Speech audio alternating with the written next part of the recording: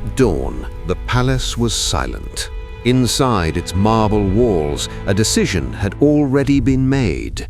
Before sunset, brothers would be strangled with silk cords. No blood, no witnesses, no mercy. This wasn't an act of madness or betrayal. It was law. In the Ottoman Empire, survival didn't belong to the innocent or the kind. It belonged to those willing to destroy their own blood to protect power. For centuries, the Ottomans ruled vast lands across Europe, Asia, and Africa. Their empire is remembered for stunning architecture, military brilliance, and religious tolerance. But behind the mosques and golden domes existed a darker system, one built on fear, captivity, forced conversion, and absolute control over human lives. This isn't the romantic story of sultans and conquests. These are the true stories, rarely told. Stories of children taken from their homes and turned into weapons, of women locked inside gilded prisons, of rulers who went to sleep knowing that at any moment their own sons could become their executioners. This is the dark side of the Ottoman Empire. The Ottoman Empire emerged in the late 13th century, rising from a small frontier state into one of the most powerful empires the world had ever seen. At its height, it controlled territories stretching from Hungary to Arabia, from North Africa to the Persian Gulf. It ruled over millions of people, multiple religions, and countless cultures. Unlike many empires, the Ottomans built a centralized system where power flowed directly to the Sultan. He wasn't merely a king, he was law, commander, and religious authority. This concentration of power created a dangerous reality inside the palace. Any male relative of the Sultan could theoretically claim the throne. Succession was deliberately left undefined. It encouraged competition, not continuity, and competition in the Ottoman system ended in death. Fratricide became policy. When a new sultan ascended the throne, he was permitted, even expected, to execute his brothers. This wasn't framed as personal cruelty, it was presented as a sacrifice for stability. One death, the logic went, was better than thousands lost to civil war. Over time, this reasoning hardened into tradition. Princes grew up knowing that their survival depended not on virtue, but on timing. Executions were carried out without spectacle. Strangulation preserved royal bloodlines symbolically, as even lives were physically erased. The palace became a place where silence was safer than trust. Beyond the royal family, the Ottomans extended control through one of the most unsettling systems in imperial history, the devshirme. Across Christian villages in the Balkans, officials arrived to collect boys, often between 8 and 14 years old. Families resisted, pleaded, hid their children. Resistance rarely mattered. The boys were taken, converted to Islam, and trained to serve the state. Their names changed, their pasts disappeared. Some were educated for administration and governance. Others were molded into janissaries, elite infantry loyal only to the Sultan. This wasn't random cruelty, it was strategic engineering.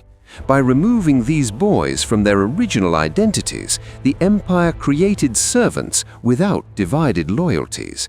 They had no noble families to defend, no local roots to protect. The state became their only source of belonging. Advancement depended entirely on obedience.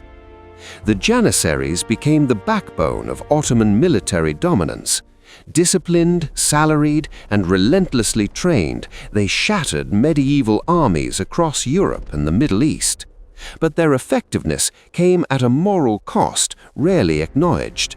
Entire communities were hollowed out. Childhoods were erased in the name of order. Inside the empire, fear was balanced with reward. Those who served faithfully could rise higher than birth would ever allow elsewhere. But the same system that elevated talent destroyed descent. Officials who lost favor weren't retired, they vanished, often overnight. Execution wasn't a failure of the system, it was proof that the system worked. By the time the Ottoman Empire reached its early peak, it had perfected control. Violence was measured, punishment was selective, loyalty was engineered. The empire didn't rely on chaos or terror alone, it relied on predictability. Everyone knew the rules, and everyone knew the consequences. This was the foundation on which Ottoman power was built, efficient, relentless, and quietly unforgiving. By the mid-16th century, the Ottoman Empire stood at the pinnacle of power. Constantinople had fallen decades earlier, trade routes spanned continents, and sultans ruled with near absolute authority. To outsiders, the empire seemed invincible, yet within its walls, fear, betrayal, and cruelty formed the true foundation of control. The palace was a world of secrets. Every corridor echoed with whispers, every chamber hid rivalries that could cost lives. The Sultan's court glittered with gold, marble, and silk, but behind the spectacle, human suffering was routine. Princes spent years in confinement, isolated from the world, preparing for a throne they might never claim. Mothers of potential heirs maneuvered in silence, plotting survival for their children. One misstep could mean death for an entire household. The imperial harem, often romanticized in legend, was another machine of control. Women entered as captives, stripped from homes or conquered lands, and lived under constant surveillance. Favor with the Sultan determined rank and survival. Disobedience, real or imagined, led to exile or execution. Yet for those who navigated the treacherous politics carefully, the harem could produce powerful influence, shaping the empire itself. Every interaction carried the weight of life and death. The janissaries, once loyal servants of the state, now held unprecedented power. They interfered in politics, deposed sultans, and demanded privileges. These elite soldiers had been designed to serve only the empire, but success gave them leverage. Their loyalty became conditional, and their decisions could topple rulers overnight. The very system that protected the Sultan could now threaten him from within. Across the empire, common people experienced the darker side of Ottoman administration. Rebellions were crushed with ruthless efficiency.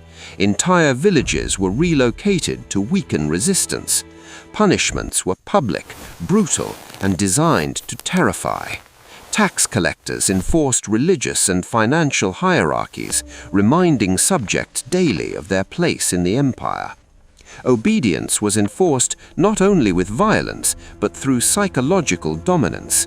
Fear was constant, and mercy optional. Religious tolerance existed, but only in carefully calculated ways. Christians, Jews, and other non-Muslims were permitted to practice their faith, yet they lived under heavier taxation and social restrictions. Conversion offered opportunity, resistance invited disaster. Survival required adaptability, compliance, and vigilance. Any lapse could result in confiscation of property, imprisonment, or death. Even the Sultan himself was never immune from paranoia. Advisors whispered conspiracies, family members plotted, and foreign threats loomed at the borders. Palace coups became increasingly frequent, reflecting internal instability rather than external weakness. By this stage, the empire's machinery had become a double-edged sword. Designed to maintain control, it also amplified threats to the throne. As the empire expanded, corruption, intrigue, and greed intertwined with governance. Administrative appointments were often bought or coerced, and the balance between loyalty and competence eroded. Officials pursued personal gain whilst maintaining a veneer of devotion to the Sultan. The delicate equilibrium of fear, reward, and obedience required constant vigilance, yet cracks were inevitable. Horrific events punctuated this era. Executions, forced relocations, and public punishments became instruments of policy. Children were raised in isolation and indoctrination. Families lost loved ones to the devshirme, creating generations of people molded entirely by the empire's demands. Women, removed from homes and families, became pawns in a larger political game, their fates intertwined with palace intrigues. And yet, amidst these horrors, the Ottoman Empire achieved remarkable feats. Architectural marvels, military victories, and a sophisticated administration capable of managing millions across continents. This duality defined the empire, breathtaking achievement shadowed by systematic cruelty. The empire's apparent stability depended on a constant, unspoken understanding. Loyalty and fear were inseparable. By the end of this peak period, it was clear that the empire's strength was unsustainable. The very tools that created its dominance, fratricide, devshirme, janissary power, strict hierarchies, also sowed the seeds of internal decay. Power concentrated in the hands of a few bred resentment. Ambition and paranoia became inseparable. What appeared as order from the outside was in truth a precarious balance maintained by constant vigilance, terror, and ruthless calculation. The Ottoman Empire's apex was breathtaking in scope, yet fragile in nature. Its brilliance and horror coexisted, a testament to a civilization that could achieve greatness only by controlling every aspect of life and death. Its legacy isn't merely the sultans, mosques, or territories it amassed, but the dark truths hidden behind its splendor, a system where fear was as vital as law and cruelty as essential as governance. By the late 17th century, the Ottoman Empire faced the slow erosion of the very systems that had built it. Fratricide, once a tool of stability, had created generations of trauma and mistrust within the royal family. The devshirme system, designed to cultivate loyal administrators and elite soldiers, began to lose its effectiveness as loyalty waned and corruption spread. Janissaries, once the empire's backbone, had become a political force, intervening in succession disputes and influencing the sultan's decisions, often for their own benefit. Sultans increasingly became isolated, insulated by layers of advisors and palace intrigue.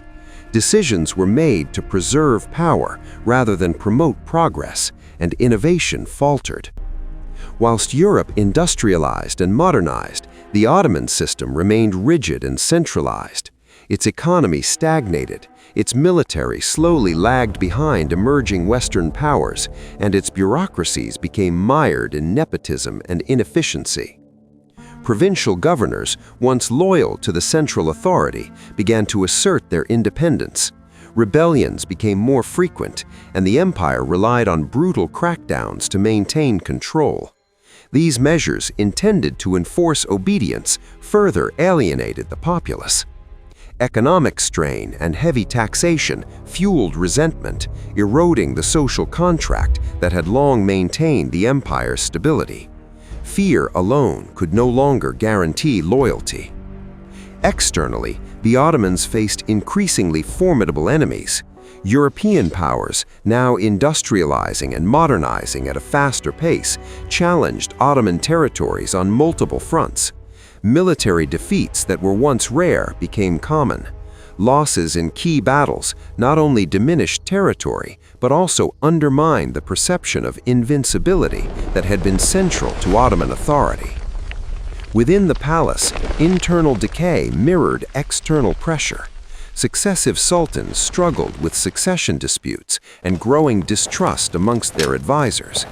Political coups became more frequent, reflecting the fragility of the system rather than the empire's strength.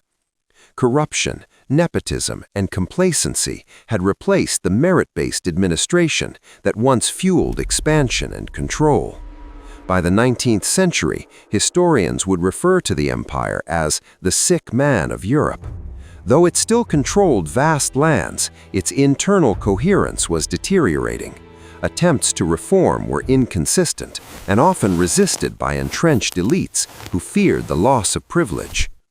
Military and administrative modernization was slow, uneven, and frequently superficial. Ultimately, the Ottoman Empire didn't collapse overnight. Its decline was a slow, almost imperceptible erosion of control. Systems once designed to enforce obedience now generated instability.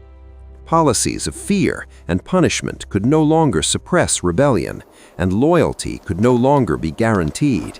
Exhaustion, both internal and external, became inevitable.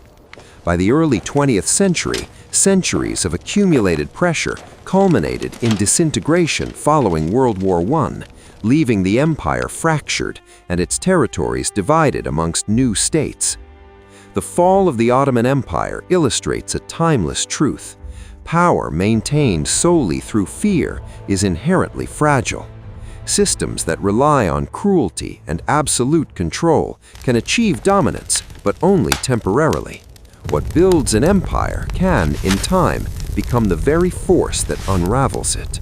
The Ottomans achieved remarkable feats, architectural marvels, military victories, and a sophisticated governance, but these accomplishments were inseparable from the human cost. Millions lived under a system where survival required obedience, silence, and personal sacrifice. Fear ensured order, but it couldn't create loyalty or resilience over centuries. History remembers empires for their grandeur, but their methods reveal the deeper lessons. The dark side of the Ottoman Empire reminds us that longevity can't be secured through oppression alone. Adaptation, trust, and humanity are essential to enduring power. And in the end, even the mightiest empire falls when the balance between fear and governance collapses.